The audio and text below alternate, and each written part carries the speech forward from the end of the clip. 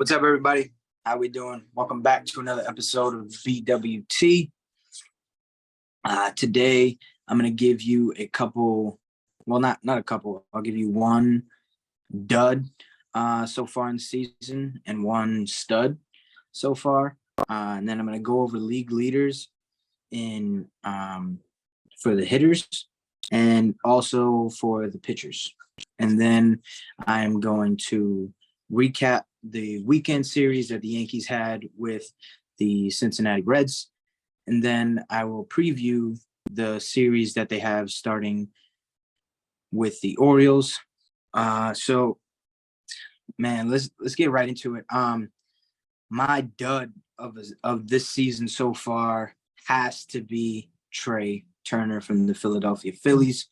Man, coming into the season, I thought that he was going to win Silver Slugger. He was going to steal tons of bags, and right now he's just not doing it. The WBC, he played outrageous, out of his mind, right, for those couple weeks. But so far in the season, he's batting .257, 4 home runs, 10 RBIs, and only 5 stolen bases. With his speed, he needs more bags, for that offense to be successful and for them to strive. He needs to get on base more. I feel like he's trying to do too much, which some players do. They get into these little slumps and they try to do a little too much, you know? So Trey, last time I called out Arenado, he went on like I think it was 7 or 8 game with a home run streak. So Trey, now's your time to shine, buddy. And my stud for the season, he's only played in 11 games, so you guys might say that he's not qualified for at-bats and stuff like that. But this kid, Christopher Morel, on the Chicago Cubs, oh my goodness, is he going off? He's batting .370 right now, 8 home runs, 14 RBIs, in only 11 games. Like, this kid is off to a phenomenal start. And I can't wait to see what he does. If he can continue this hot streak onto the remainder of the season to help the Cubs in that division, because right now that division is really up for grabs with the Cardinals starting off the way that they did. So if they can get going and he can figure it out, then I feel really good about him. We are going to go into the league leaders. The leader in average has been Luis Arias from the Miami Marlins. He's batting .382. Pete Alonso is leading the league with 17 home runs. Adolis Garcia from the Texas Rangers has 49 RBI so far. Stolen bases, the league leader right now is Esteury Ruiz from the Oakland Athletics with 24. And Bo Bichette right now is leading the way for hits at 64. Man, out of those 5 guys, the ones that I feel like are going to remain there for until the end of the season are definitely Luis Arias from the Marlins, and it's got to be Bo Bichette. This dude is a straight up animal. This guy, he just hits, he rakes, and he's one of my favorite players to watch in the league. Man, if you haven't watched Bo Bichette, go watch Bo Bichette. One of my favorite players. I even got a little baseball card from him. I was gifted this baseball card from my good friend last Christmas. because he knows that I'm such a good fan of him. Funny story, I almost got my game gloves signed by him. And when they came to Boston, I was right next to him, literally like 10 feet away. And I put my glove out and I'm like, Bo, Bo, Bo. And this little kid, he's like 5, 6, maybe 7 years old. He comes up with a ball and I have my arm out like this. He sneaks right under my arm and he's like, Bo, Bo, can you sign this? Bo grabs the ball from him, signs it, and then leaves. I look at that kid and I'm just like, damn, man. Lucky, dude. But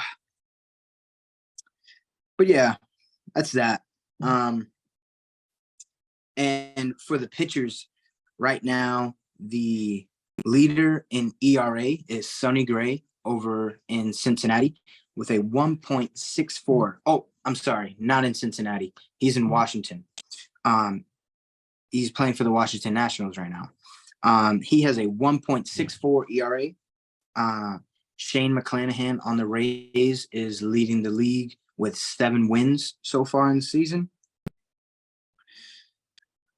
Spencer Strider is leading the league with 86 strikeouts. Emmanuel Clase is leading the league with 15 saves. And for batting average against, the league leader is Shohei Ohtani with hitters hitting only 142 against Shohei Ohtani when he pitches. Oh, man. That number right there, 142, is crazy. I don't know if he can keep that up. I actually watched him pitch the other day, like first time, like watching the entire outing of his, and man, his stuff is just gross. He's got 98 to 101 mile per hour fastball. And then he's coming at you with a slider at about 93 with like 15 inches of break. And then he throws a splitter at around like 86, 88 miles per hour, and it breaks at least 7 inches. So good luck hitting against him. If you got to hit against him, I'm praying for you. The leaders for the pitchers that I see continuing to lead all the way throughout the entire season are definitely Emmanuel Clase with the saves. I feel like the Guardians are in a lot of close games, and he has been one of the top closers in the game for about 2-3 years now. I expect him to continue that. Spencer Strider has been striking people out left and right. It's been fun to watch. And if you haven't seen his quads, you think Saquon had quads, go look at Spencer Strider. And I believe Shane McClanahan will also be up there in wins for the remaining of the season. Sonny Gray, I really haven't watched him pitch. He was in New York a couple years back, and same thing with Joey Gallo, man. Like it was just too much pressure for them. It's a lot of pressure to play in New York. Big city, bright lights. You're expected to be the best every single night. There's not one night that you can have off. And if you do, you're going to hear about it. And they just couldn't bounce back. That's why Joey Gallo is having a good year in Minnesota. He had a good second half of the year in LA after he got traded. Sonny Gray, he's leading the league in ERA. So there's not much pressure for him to win in Washington. So he's just going out there and having fun. And I hope he continues to have a good year because he's a very good pitcher. So now we're going to get into the series over the weekend against the Cincinnati Reds. finally, I've been calling for this for 2 years now, maybe 3. The Yankees cut Aaron Hicks. Man, he had a couple big moments, and then he had some very, very bad moments. Last year in the field, it was not fun to watch as a fan. I'm sure it wasn't fun to watch as a teammate, and I'm 1,000% sure that it was not fun for Hicks to be going through that mentally. He's still owed, I think, 2.5 years left of his contract. I'm not sure what the money is looking like, but he will be taken care of financially. So there's no way that I mean, it's going to be tough on him because, I mean, when he came here, he was balling. Can't lie. He was a guy.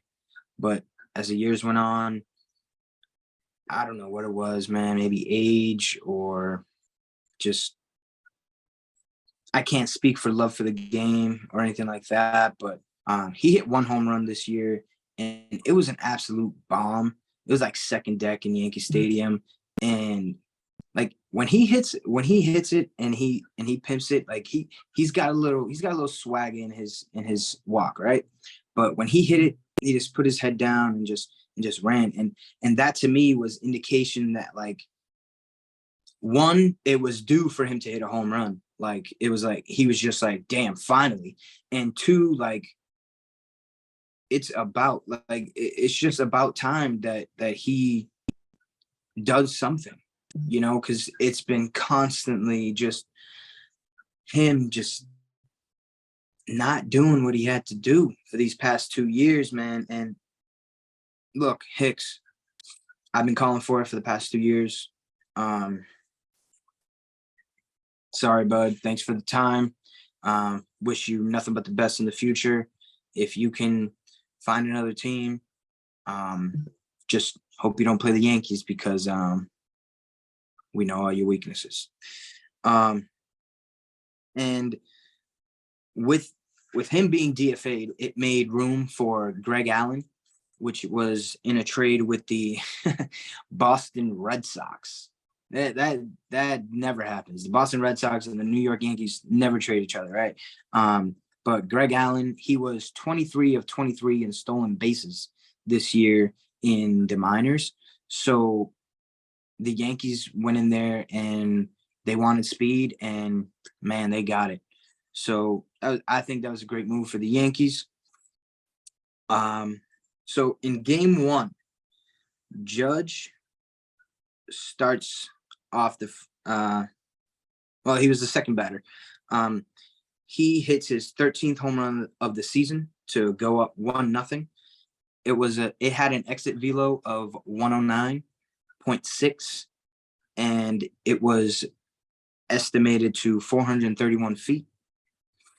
In the top of the 6th inning, Anthony Rizzo hit his 10th home run of the season. It was a 2-run shot. The exit velo was 104.1, and the distance was 424 feet. In the bottom of the 6th, the Reds started to make a comeback. Jack Fraley hits his 6th double of the season, driving in 2 to make it 3-2. And then in the top of the 9th, Kyle Higashioka comes up and provides us with his 3rd double of the season, getting 2 RBIs to cushion the lead, and we end up closing the game out, winning 6-2. The winning pitcher was Clark Schmidt. He pitched 5 innings, 2 earned runs, 2 walks, 6 Ks, putting his record up to 2-4, and his ERA is a 6 even. The losing pitcher for the Reds was Ben Lively. He went 5.2 innings pitched, 2 earned runs, 1 walk, and 8 Ks. His record goes to 1-2, and his ERA goes to 2.45. Game 2 of the series. This was a great game to watch. If you thought that the Yankees offense would just lie down after going down 4-1 in this game, you've got something else coming for you. This offense can strike fast and it can strike long as well. So Aaron Judge started it off for the Yankees in the top of the third, getting a run, an RBI single. Jake Fraley started the game off in the bottom of the first with an RBI single to put his team up. Judge tied it in the top of the third. And then as soon as the Yankees tie it, the Reds come up in the bottom of the third. Spencer Steer gets an RBI single with bases loaded. It was a ball in the hole, in the 5-6 hole. Anthony Volpe, he got to it. He tried to make the out at second base. He just didn't have enough time. So that was that. And then in the bottom of the fourth, Luke Maile for the Reds hits his third home run of the season, bringing in 2 runs. They go up 4-1, and the exit velo on that home run was 102, and the estimated distance was 398 feet. And then right after that, in the next half inning, in the top of the fifth, Isaiah Kiner-Falefa hits his second home run of the season to close the gap 4-2. The exit velo was 99.3, and the distance was 368 feet. In that same inning, Judge hit his 8th double of the season with an RBI, bringing the score to 4-3. And then Rizzo comes up with runners on second and third, and he hits an RBI single to tie the game at 4. The runner on third scored. Aaron Judge was waived by the third base coach to go home because it looked like Will Myers was on his back foot when he fielded the ball out in right field. So the third base coach thought that Aaron Judge could make it, but he was wrong in the judgment. Will Myers hit his cutoff, Jonathan India, and Jonathan India threw it to the catcher, and they were able to tag Judge out to keep the game tied at 4, which was very crucial because this game went extras. And then in the top of the 10th inning, Judge comes up with Greg Allen up at second base as the runner, because now we still have that rule where if we go into extra innings, there's that runner that starts on second base. Judge hits an RBI single, getting him in. And then Rizzo, right after him, comes up with his 11th home run of the season. It was a 2-run home run, 99 exit velo, and 363 feet for the home run. And then the Yankees were able to close out in the bottom of the 10th. Yankees win 7-4. The winning pitcher was Clay Holmes, making his record 2-2. ERA is a 3.44 so far. The losing pitcher was Ian Gibat. I'm sorry if I'm mispronouncing your name, Gibet. I'm sorry, man. But the Yankees gave him his first loss of the season, bringing his record to 3-1. And his ERA is at 3.8 right now. And Ryan Weber came in to get his first save of the season, and his ERA is 3.68. Again, with these with the closers, man, for the Yankees, it's day by day. If your number gets called, be ready to do your job and close it out, because we're still, I feel like Boone is still trying to figure out who he's going to rely on the most. And so far, it's been a lot of Clay Holmes, but when Clay Holmes isn't available, he's going to other guys like Wandy Peralta. He's going to Ryan Weber now. He's gone to Clark. No, not Clark Schmidt. He's a starter. He's gone to one second. Oh, he's gone to Michael King. He's gone to Ron Marinaccio. So everybody, if you're able to throw that day, just be ready. And I like what Aaron Boone is doing so far with that role. Continue to find it because it's going to be crucial towards the end of the season and playoff time. And then going into the game on Sunday, this was an 11:30 start. It was on Peacock. The very first game of the day. Yankees win 4-1. And this game started off kind of it was a little wild. In the bottom of the first inning, Spencer Steer comes up and he hits his 12th double for an RBI to bring the Reds up 1-0. But on that play, the ball was going towards the right field line. Jake Bauers, he attempted to slide and make the catch, but when he did, he made contact with it. The umpire said it was foul, so he put his hands up. All right, Jake Bauers, he slowly picks up the ball, throws it in, and then he realizes that the player from the Reds, Jonathan India, he's at the plate and he's scoring. And then with the umpire calling it a foul ball, the Reds come out and they challenged the ruling on the field. And when the replay came out, it was clear as day that he touched it in fair territory, and then it went into foul territory. But my thing was, I wasn't sure that runner would have scored if the umpire did not put his hands up and like basically stop play. And if you watch the replay, when he's about to get to third, he starts slowing down, and then his coach is like, "Go, go, go!" So he,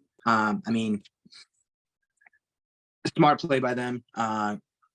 Always told continue to finish the play until the umpire calls the ball dead. So kudos to them. But Boone came out and he was livid. Let me tell you, he was throwing gum. He was up in people's faces. He was pointing fingers. He was doing it all. So he got ejected in the first inning, which might be the earliest ejection of all time. It was around like 11:52 in the morning. So I got to do a little more research on that. But yeah, we played that whole game without Aaron Boone. And then in the top of the fifth inning, Harrison Bader comes up with an absolute bomb. He took advantage of a mistake from Hunter Green, came up with his fourth home run of the season. It was a 2-run home run to put us up 2-1 with an exit velo of 108 and an estimated distance of 411 feet. And then the very next inning in the top of the fifth, Gleyber Torres comes up with his 7th home run of the season to put the Yankees up 3-1. He attacked a first pitch fastball, took it to right field. Beautiful piece of hitting.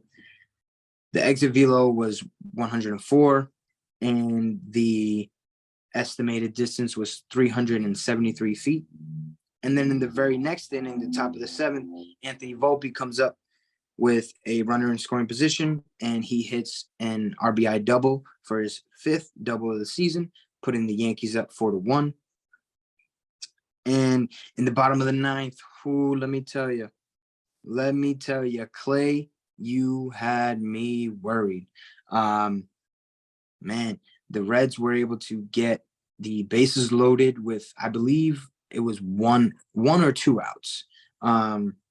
and then he was able to get out of that jam. I remember the last out of the game being a pitch right back to him, a ground ball hit back to him. He takes his time, does it, and then we complete the sweep. The winning pitcher for the Yankees was Albert Abreu. He pitched 1.1 innings with 1K to bring his record to 2-1 with a 4.2 ERA. The losing pitcher was Hunter Green, which probably had his best outing of the season, but he just had a couple mistakes and the Yankees took advantage of them. Like that ball to Harrison Bader, he hung a changeup and Bader just absolutely crushed it. And with Torres, he just went up there looking for a heater, and he got it, and he did not miss it because he knew if he would have missed that pitch, he probably would have gotten a better pitch to hit later on in the game or even in that at bat. So kudos to those guys. But Hunter Green went 7 innings pitched, only letting up 4 hits, 4 earned runs, and 3 walks with 10 Ks. And Clay Holmes was able to get the save. Hunter Green is still looking for his first win of the season. Right now he is 0-4 with a 4.68 ERA. Judge was able to get the day off yesterday just for some rest. Yankees had a day off on Monday as well, so that's 2 days off with a huge series coming up against the Orioles, and then the Padres come to town on the weekend. And in that game, Bell, the manager for the Reds, also got ejected in the 8th inning. He was arguing pitch clock violations. I guess he thought the pitcher should have been ready when the umpire said that he was, and it was back and forth. And then he got thrown out. He didn't understand why. And when he did get thrown out, he started up in the umpire's face, like, dude, what's going on? Like, what are we doing here? So that's that series. It was a great series for the Yankees offensively. It's one of the worst pitching teams in the MLB. I think they were the second worst behind the Athletics, and we just swept the Athletics a couple weekends ago. So I expected to sweep. The Reds, they have a solid team. I wouldn't say solid, but they've got some stuff to build on. Jonathan India is definitely a bright spot for them. And again, Hunter Green, he just gets no run support. I think they showed it up on the game. He only gets like 2 runs a game, and for a starting pitcher, you need support. So you can go out there and not feel so stressed to have to throw a perfect inning or like a scoreless inning, or I have to strike this guy out or anything like that. If the offense is clicking, you can go out there, play your game, and the team is just rolling. And it seems like they just haven't been able to figure out for whatever reason. So hopefully they can figure that out, because Hunter Green is going to be a great pitcher in the future. So Reds, get him some run support. We've got the Orioles, right? They're in second place in the division right now. I believe they're 3.5 games ahead of us. Man, Yankees, cold day. We start the series with our ace on the mound, right? What else can you ask for? Orioles are hot. They just came off a sweep of the Blue Jays. Yankees just came off a sweep of the Cincinnati Reds. So somebody is going to have their first loss in a series. So I am obviously rooting for the Yankees to win the series. I expect the Yankees to win the series, but I will not be surprised if we don't, because the Orioles are coming off a very good offensive series against the Blue Jays. I believe Adley Rutschman had an absolute bomb on Saturday, and then it was either Saturday or Sunday where Cedric Mullins had 5 hits in a game. So they're rolling. They're always going. They're going to be there this year. They're going to be there.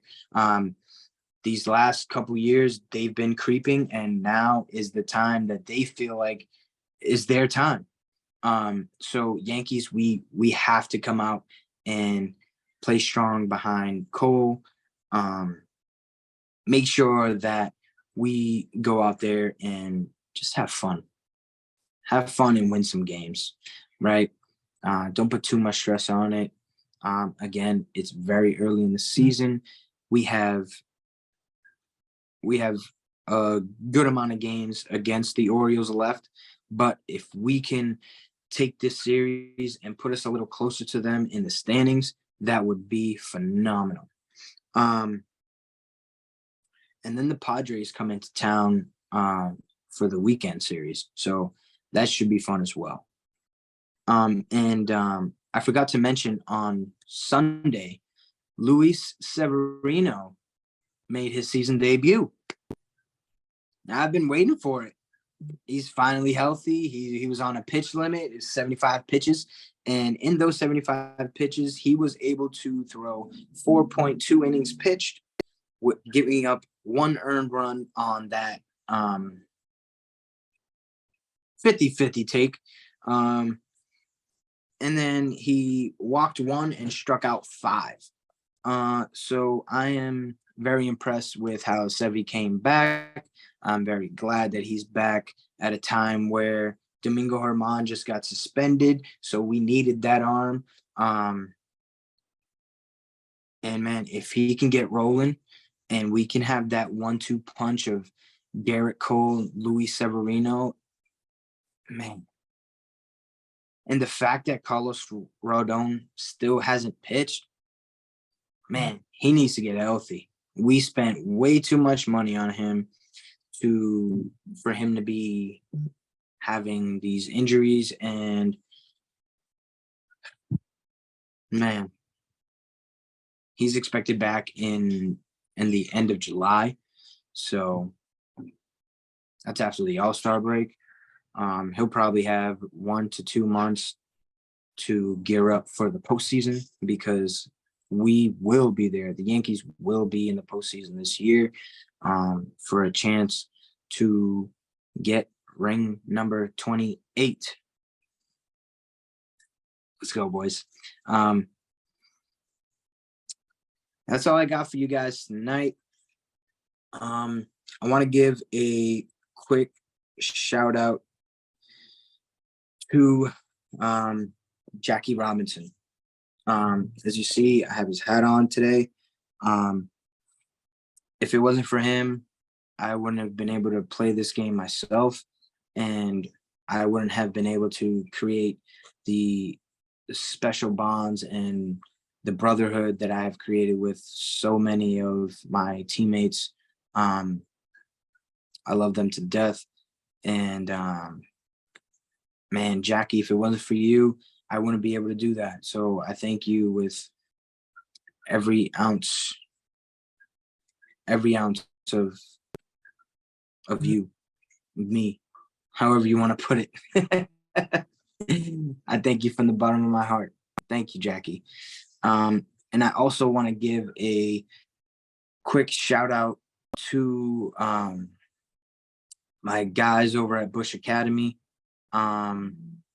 Their school year is going to end this week, and I'm super proud of the way that these kids have stood up and just gone to work this season. These kids they really worked hard. Kids graduating high school, able to go on to the next level and play the game they love. Man, I feel great to be a part of their success, and I can only wish them nothing but the best. You know that coach loves you, and if you guys ever need anything, don't hesitate to reach out. And one more shout out to anybody with a mental health issue. May is Mental Health Awareness month, and everybody, you are not alone. If you need anybody to talk to, man, you can reach out to me. Reach out to anybody all your loved ones. Just make sure they're okay, because not everybody is able to come out and just say like, hey, this is what's wrong with me. So just spread love and positivity. Peace.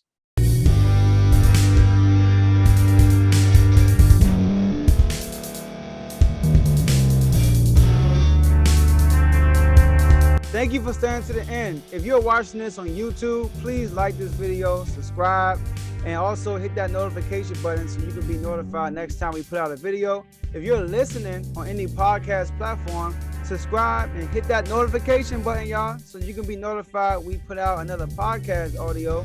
And last but not least, hit that share button. No matter what you're listening to or watching it, hit that share button and send it to somebody that you know that would love to watch this episode you just listened to. So once again, thank you for staying to the end, and we'll see y'all at the next episode.